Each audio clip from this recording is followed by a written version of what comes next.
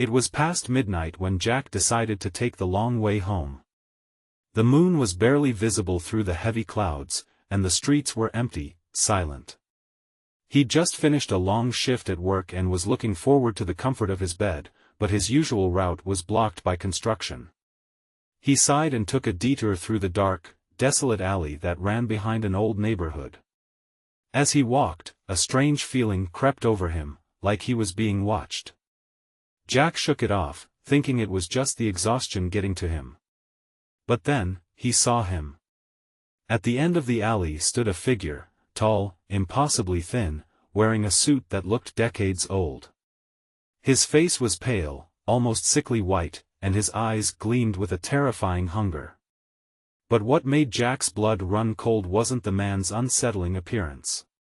It was his smile. A wide, jagged grin that stretched unnaturally across his face, exposing sharp, yellow teeth. The man didn't move. He just stood there, staring at Jack with a smile that seemed to grow wider the longer Jack looked.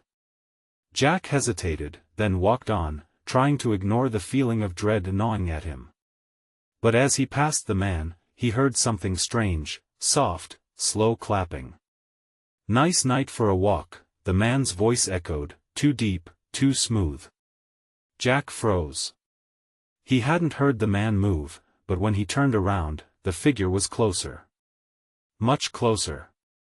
Jack stumbled backward, his heart racing.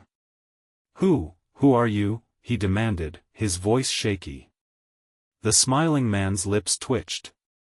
"Oh, I'm just a friendly face in the dark. But you shouldn't have looked back." Jack's eyes widened as the figure began to move toward him, slow but deliberate. The smile never faltered. He turned and ran, his legs pumping harder than they ever had before. But no matter how fast he ran, the sound of footsteps behind him only grew louder. He rounded corners, darted through alleys, but every time he glanced over his shoulder, the smiling man was closer. His grin was stretched so wide now, it seemed to cut into his own face. Just as Jack reached his apartment building, he felt a cold hand grip his shoulder. He whirled around, heart hammering in his chest, but there was nothing there. Nothing but the echo of that same eerie, bone-chilling laugh. Jack slammed the door behind him, heart pounding in his ears. But when he reached for his phone to call the police, he froze. His screen lit up, and there, on his caller ID, was a new number. With a single, horrifying text message. "I'm always watching, Jack. You can't run from me.